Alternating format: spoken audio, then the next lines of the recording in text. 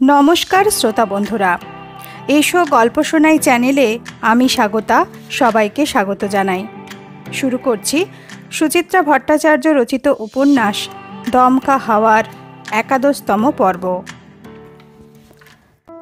কাগজের স্তূপ নিয়ে হিমশিম খাচ্ছিল অর্ঘ্য।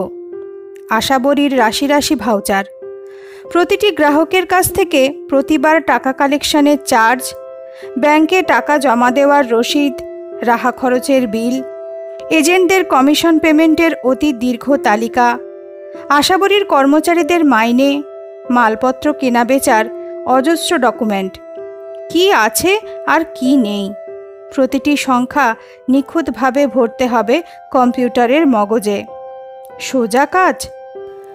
চলছে আঙুল, উঠছে ফিগারের পর ফিগার। বেশিক্ষণ টানা চোখ রাখা যায় না মনিটরে। মিনিট 40-এই মাথা প্রায় থানিট। কাজটা যে অর্ঘ্য ধীরে সুস্থে করবে তারও কি জো আছে? যা ডেডলাইনের খাঁড়া ঝুলিয়ে দিয়েছে অনুদি, যত খাটুনি হোক কালকের মধ্যে শেষ হওয়া চাই। রানাঘাটে কে এক জয়ন্তবাবু আছেন, আশাবরী তথা অহনা ম্যাডামের ইনকাম ট্যাক্স রিটার্ন জমা করেন ভদ্রলোক।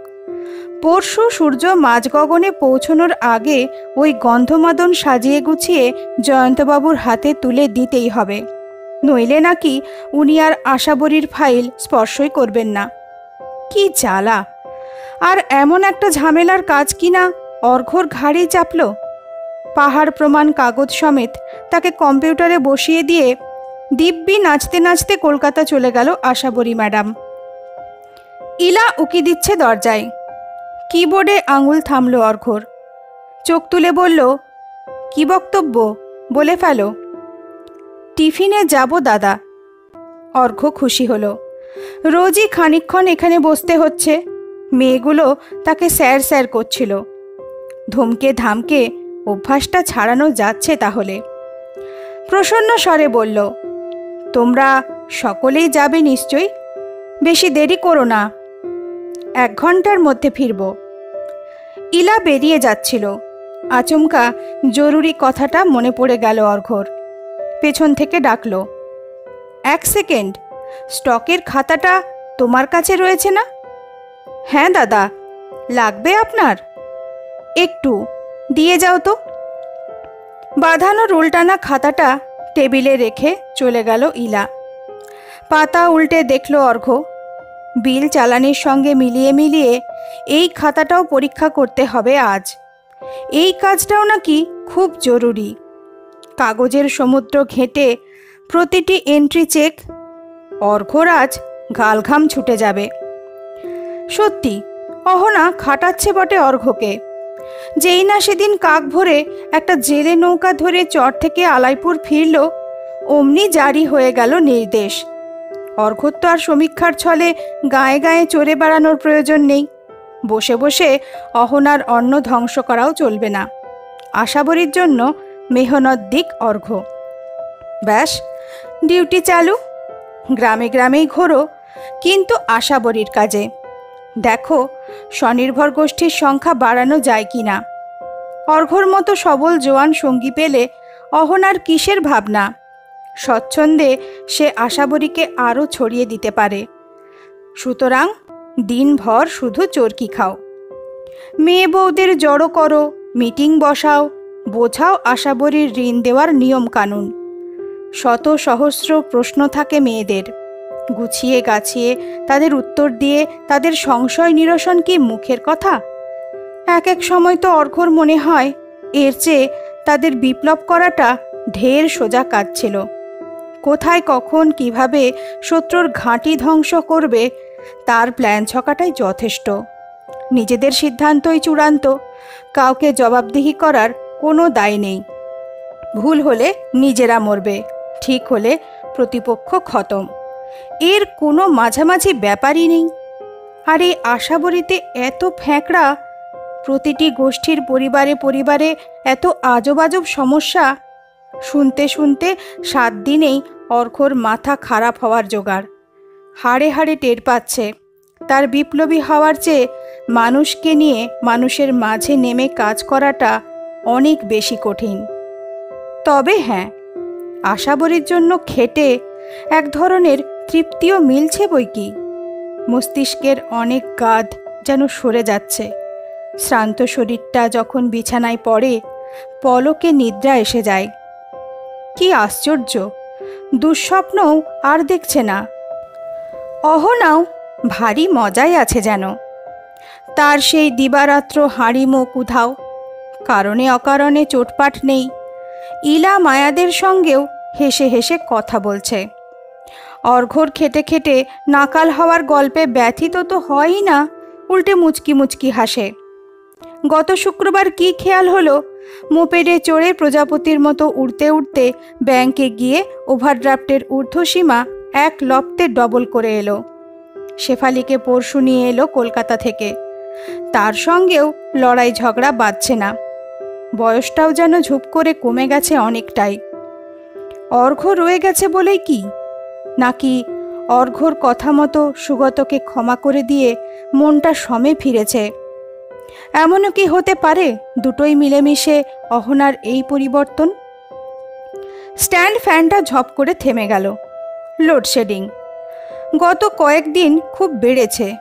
ঘন ঘন যাচ্ছে বিদ্যুৎ।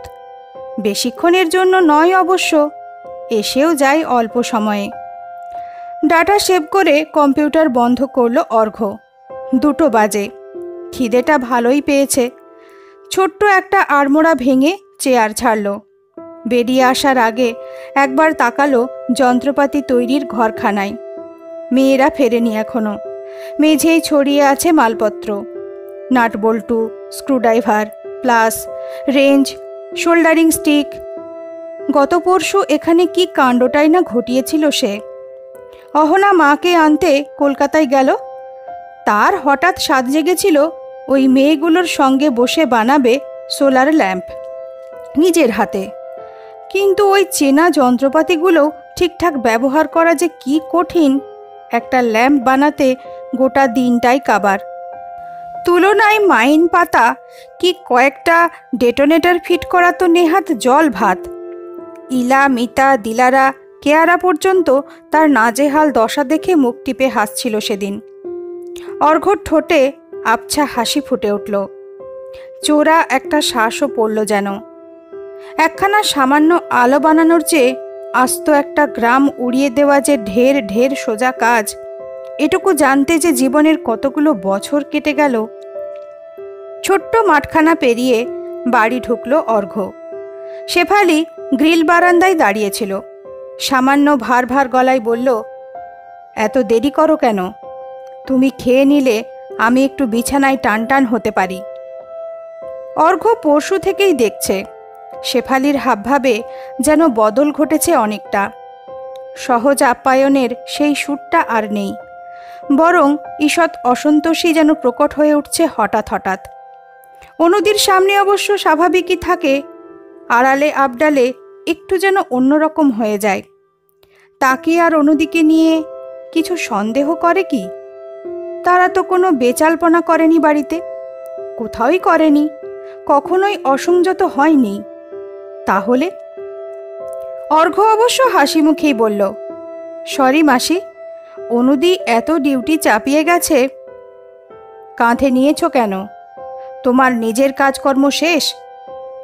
মৃদু হেসে উত্তরটা এড়িয়ে অর্ঘ্য সোজা নিজের খুদে গলতায়। সেখান থেকেই শেফালির ডাক শুনতে পেল, স্নান পরে করো, আমি কিন্তু ভাত বেড়ে দিয়েছি। অগত্যা বাথরুম গমন স্থগিত। সুরসুর করে ডাইনিং টেবিলে হাজির। ডাল, পটল ভাজা, বাটা মাছের ঝোল সহযোগে সারছে ভোজন। শেফালি টেবিলের ওপারে খাওয়া দেখছিল অর্ঘ্যর। জিজ্ঞেস করল, আর ভাত নেবে? শেফালি মাসির এই তুই থেকে তুমিতে উত্তরণ বড্ড কানে লাগে। দূরত্ব বাড়ানোর সচেতন প্রয়াস। অনুদিকে জানাতে হবে। থাক, তুচ্ছ বিষয় নিয়ে অনুদিকে বিব্রত করার কি দরকার? মা মেয়েতে এখন অশান্তি নেই, দুম করে হয়তো বেঁধে যাবে। মাছের কাঁটা বাছতে বাছতে অর্ঘ্য বলল, না গো মাসি, যা দিয়েছ তাতেই তো পেট জয়ঢাক হয়ে যাচ্ছে। আমার মেয়ের জন্য খাটছ, না হয় দুমুঠো বেশিই খেলে। মোটেই হালকা নয়, বরং বেশ বিরস স্বরে বলল শেফালি। যাকগে, আমি শুতে গেলাম। খাওয়া হলে থালা টেবিলে ফেলে রেখো না, রান্নাঘরে নামিয়ে দিও। শেফালি চলে গেল। আঁচিয়ে উঠে অর্ঘ্য ঢুকেছে স্নানে। বৃষ্টি বাদলা হচ্ছে প্রায়ই। দুপুরের দিকে জলটা আর তত তেতে থাকে না, গা মাথা ভিজিয়ে ভালোই আরাম হয়। ঝাঁকড়া চুল তোয়ালেতে মুছতে মুছতে অর্ঘ্য বেরিয়ে দেখল ডাইনিং টেবিলের পাখাটা ঘুরছে আপন মনে, অর্থাৎ কারেন্ট এসে গেছে। উফ, কি স্বস্তি! ভরপেট খাওয়ার পর এখন একটা ভাত ঘুম দিলে কেমন হয়। পাখা চালিয়ে বিছানায় গড়াতে গিয়েও মত বদলালো অর্ঘ্য। সারা সকাল বসে বসে গত বছরের এপ্রিল মে শেষ হয়েছে, সবে আরম্ভ হয়েছে জুন। আরও 9টা মাস বাকি। এখন ঘুমোনো মানে অন্তত ঘণ্টা দেড়েকের জন্যে কাজের দফা রফা। সন্ধেবেলা অনুদি ফিরলে তখন কি কৈফিয়ত দেবে অর্ঘ্য? তার চেয়ে বরং সোফায় হেলান দিয়ে খানিক জিরোনো যেতে পারে। বাইরের ঘরে এসে অর্ঘ্য টিভি চালিয়ে দিল, ভলিউম কমিয়ে, পাছে শেফালির নিদ্রায় ব্যাঘাত ঘটে। রিমোট হাতে আধশোয়া হয়েছে, ঘুরছে এ চ্যানেল ও চ্যানেল। আচমকা আঙুল স্থির। খবরে কি দেখাচ্ছে ওটা? তেজসের ছবি না? কি করেছে তেজস? তড়াক করে উঠে বসল অর্ঘ্য।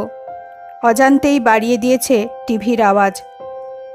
সমাচারটা শুনে ভিডিও ক্লিপিংস দেখে অর্ঘ্য বচ্চা হতো। গোয়েন্দা সূত্রে নাকি খবর মিলেছিল ওড়িশার নয়াগড় জঙ্গলে আস্তানা গেড়েছে উগ্রপন্থীরা। আজ সকালে কমান্ডো বাহিনী সেই গুপ্ত ঘাঁটিতে হানা দেয়। বিপুল সংঘর্ষ হয়েছে দুপক্ষের, গোলাগুলি চলেছে বিস্তর। 8 জন উগ্রপন্থী নিহত হয়েছে, জখমের সংখ্যা 4। কমান্ডো বাহিনীর কেউই মারা যায়নি, 3 জন মাত্র আহত হয়েছে সংঘর্ষে। মৃত উগ্রপন্থীদের তালিকায় সবচেয়ে উল্লেখযোগ্য নাম তেজস সিং ওরফে বাবুরাম মারান্ডি ওরফে রামু ভার্গব ওরফে শঙ্করং নায়ার। সরকারের দাবি উগ্রপন্থী দমন অভিযানে গত 24 মাসে এটাই নাকি সবচেয়ে উল্লেখযোগ্য সাফল্য। তেজস সিংয়ের কর্মকাণ্ডেরও বর্ণনা দিচ্ছে টিভি রিপোর্টার।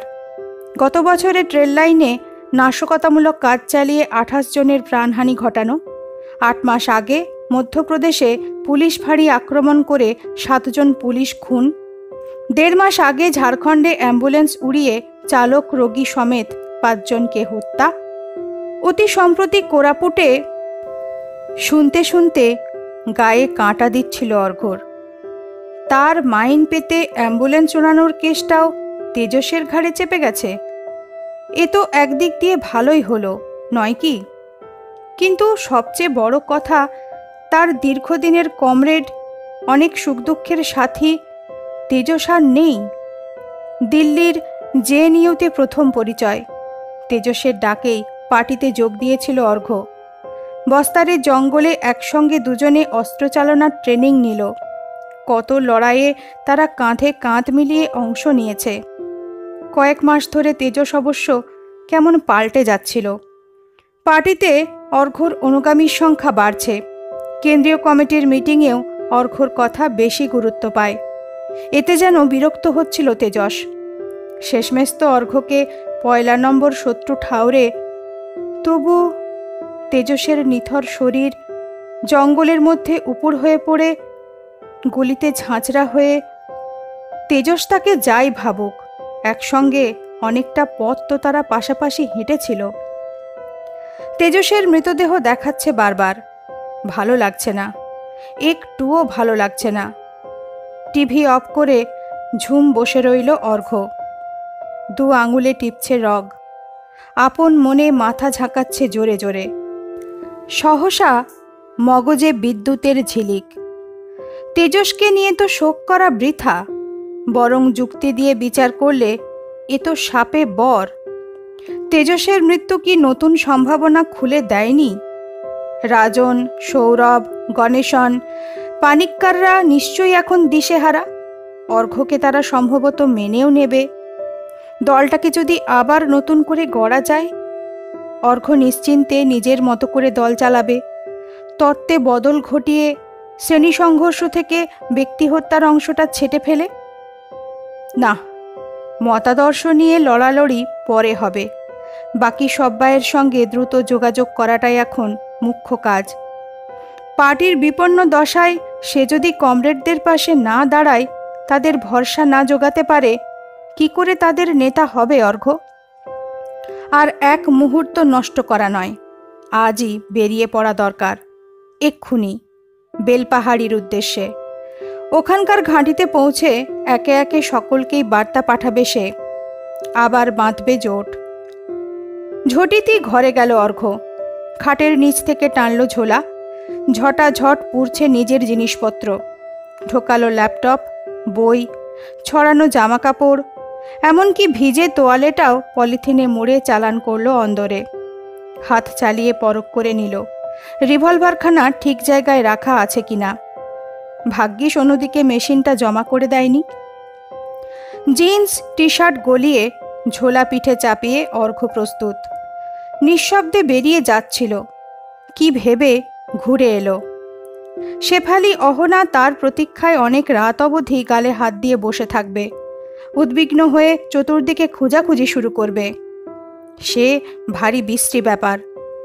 শেফালির দরজায় এসে কণ্ঠগ্রাম সামান্য উঁচুতে তুলে অর্ঘ্য ডাকল, মাসি। ফল হয়েছে। চোখ খুলে তাকালো শেফালি। কি হলো? অর্ঘ্য বিনা ভূমিকায় বলল, আমি চলে যাচ্ছি। শেফালি উঠে বসল।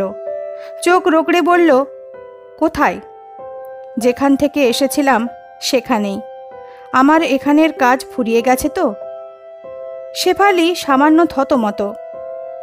আমার ওপর রাগডাগ করে যাচ্ছ না তো? আমি কিন্তু তোমায় যেতে বলিনি। তুমি হলে গিয়ে এখন অনুর স্পেশাল অতিথি। ছাড়ো না মাসি। তুমি কি আমার কম আদর যত্ন করেছ? আমার চিরকাল মনে থাকবে। আমার সৌভাগ্য। সাবধানে যেও। বাধ্য ছেলের মতো অর্ঘ্য ঘাড় নাড়ল। ঘুরতে গিয়েও থমকালো। পকেট থেকে কাগজের একটা ছোট্ট মোড়ক বার করে দিল শেফালির হাতে। শেফালি অবাক স্বরে বলল, কি এটা?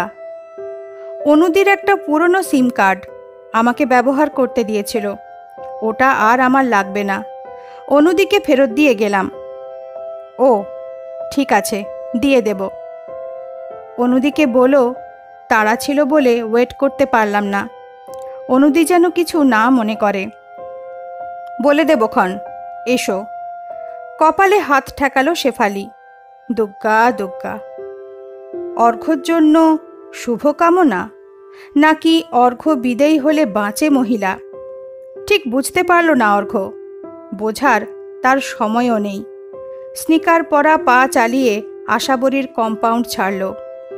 মুহূর্ত ভাবল কি যেন, তারপর ধরেছে নদীর পথ।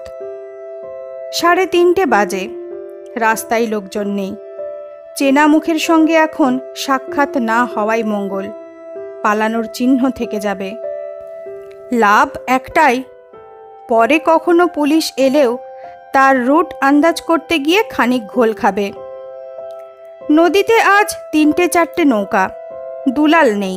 থাকলেও তার নৌকায় উঠত না অর্ঘ্য। কোনো দিকে না তাকিয়ে সোজা নেমে এলো প্রথম নৌকার পাটাতনে। বুড়ো মতো মাঝিকে বলল, কি গো ভাই, যাবে তো?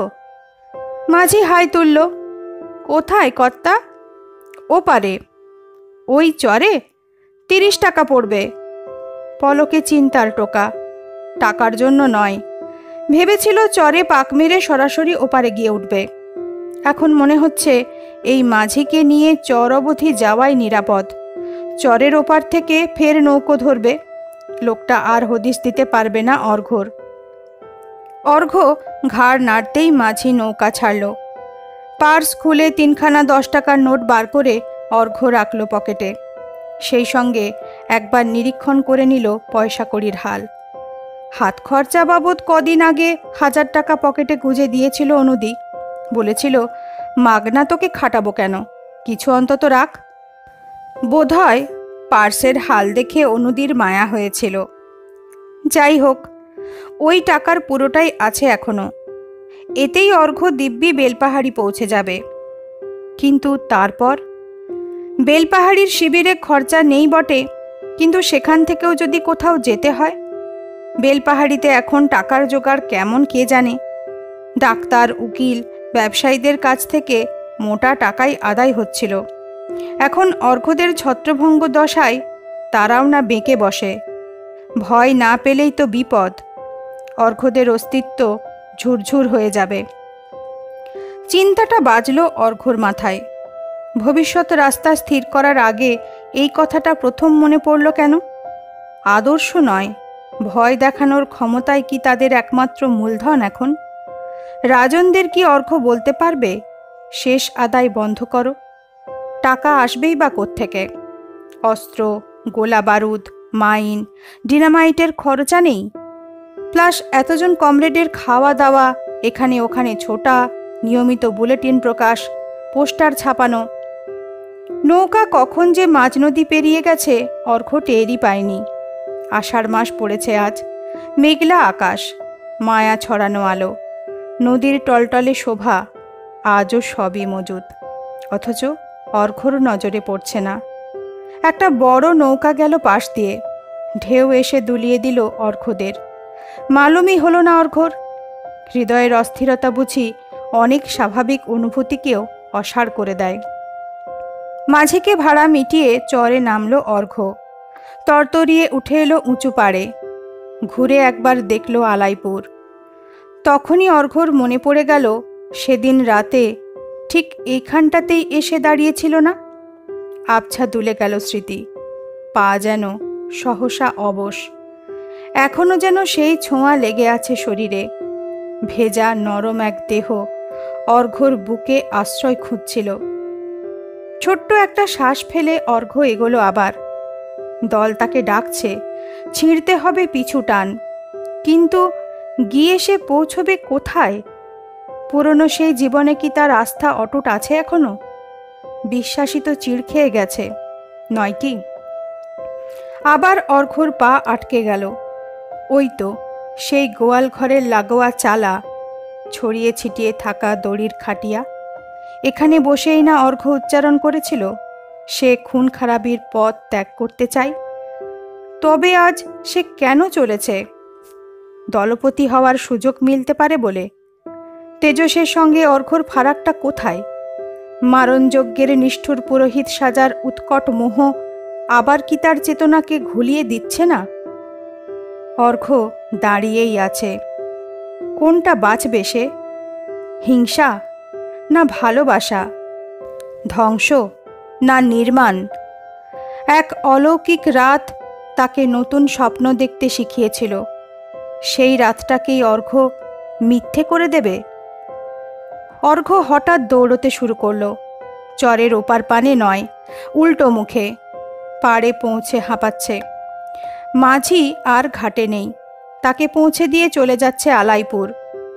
অর্ঘ্য প্রাণপণে চেঁচালো, এই শুনছ শুনছ? নৌকা প্রায় মাঝ নদীতে। তবু বুঝি মাঝির কানে গেছে ডাক। লোকটা উঠে দাঁড়িয়েছে পাটাতনে। দুহাত তুলে জানতে চাইছে কেন এই আহ্বান। চিৎকার করতে গিয়ে অর্ঘ্যর গলা প্রায় চিরে গেল। আমি ফিরতে চাই মাঝি, আমি ফিরতে চাই। অর্ঘ্যর আরতি ছড়িয়ে গেল চরাচরে। ঢেউয়ের সঙ্গে সঙ্গে দুলছে। জলকে ছুঁয়ে মিশে যাচ্ছে প্রথম আষাঢ়ের মেদুর বাতাসে। শেষ হলো উপন্যাস দমকা হাওয়ার 11তম পর্ব। পর্বটি শুনে কেমন লাগলো সেটা অবশ্যই কমেন্ট করে জানাবেন। ভালো লাগলে একটা লাইক করে আপনার বন্ধু পরিচিত জনদের মধ্যে শেয়ার করে দেবেন। আর বিভিন্ন স্বাদের বাংলা গল্প উপন্যাস শোনার জন্য চ্যানেলটিকে সাবস্ক্রাইব করতে একদম ভুলবেন না যেন। আজ এই পর্যন্তই। উপন্যাসের অন্তিম পর্বটি নিয়ে তাড়াতাড়ি ফিরে আসব। সবাই ভালো থাকবেন, নমস্কার।